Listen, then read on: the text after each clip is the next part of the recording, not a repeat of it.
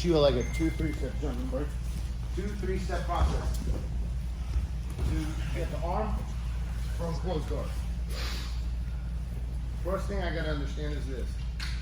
This guard higher on his torso enables me to more effectively break his posture, which is what I want. Guard that's down here around the belt is much better for him. Number one, I'm pulling at his hip. I'm not breaking his posture forward, okay? If I combine this with this right here, this, there's a lot of weight for him just to posture up and bring his shoulders above his hips versus here. Also, it gives him accessibility to my legs, because what he wants to do, he wants to put pressure on my feet, he wants to open my guard and uncross my feet. So obviously with the hand here, it's much more accessible than if I'm here, and even if he postures up, okay, still, see how much harder that is, and it's much easier for me to pull this off my leg. You also have to remember that there's positions where their hands are gonna be that are good for them and bad for you.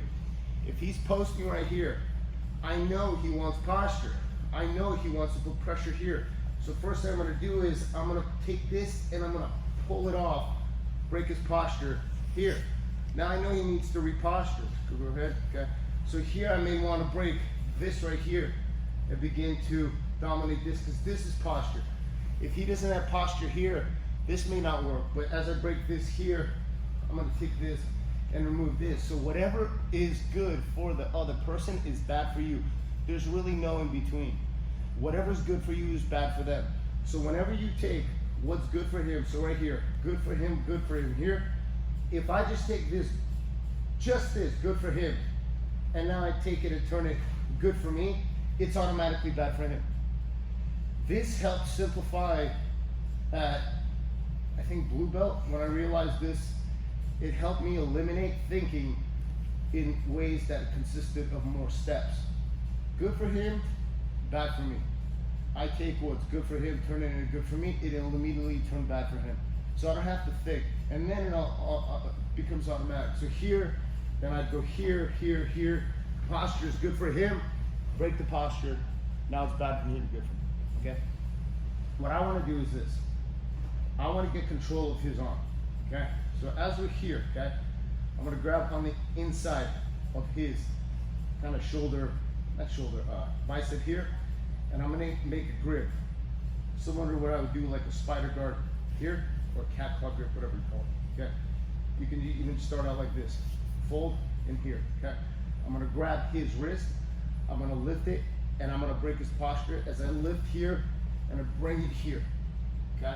As my head went off center, okay? And I'm pulling his arm into my belly and breaking his posture. My hand goes from his hand here to the shoulder, I guide it here, okay? And now I need to move my hips. A couple ways to do it. I can put my foot on the hip here, bring this leg up high, go here, here, realign my hip, and finish, okay? As I'm here, bring it to my hip, my head goes to the right, frame it. Here's eliminating the step, where you just turn the hip as you throw your legs up in the air, okay? This leg should be pushing him that way to all balance him. The free hand pulls here. The key part with this grip here is that he cannot really pull this out effectively past my hip line, okay? Because this keeps it engaged as my free hand extends it and I lift my hips and finish the arm lock here. Conventionally, it's taught like this. Up it here, you go here, okay? But I only have a control here, so whenever they show you how to do the arm locks here, it's easy to pull that arm out. You'll never get an arm lock like this unless you control it. So what we're gonna do is we're gonna create a fold right here, and you're gonna get this grip. Because now as he pulls his arm back, see how much control I have? Even if there's big sleeves right here, just tighten it up, okay? And just give it good control here, okay? So he's pulling into your grip. I don't use the thumb. Over here, grab his wrist, okay? And as I lift here, I pull him in with my legs, move the arm across to my right hip, move my head to the right, frame right here, you can even grab right here. Pull this down, put the foot on the mat here, scoop the hip out, and keep pushing his body to the left. As you're here, throw the left leg over the head here. Readjust your spine with the arm. And you're here. Here. Head. Arm here. I can move my hip to the right a little bit. Here. Brave man. See how the leg goes across the Yamakizel area, not across the shoulder. And I don't want to do this unless I'm doing this and pressing his head. Okay?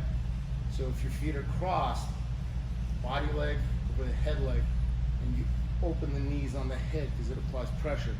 If you're just here like so, you can get stabbed and it'll turn into a path.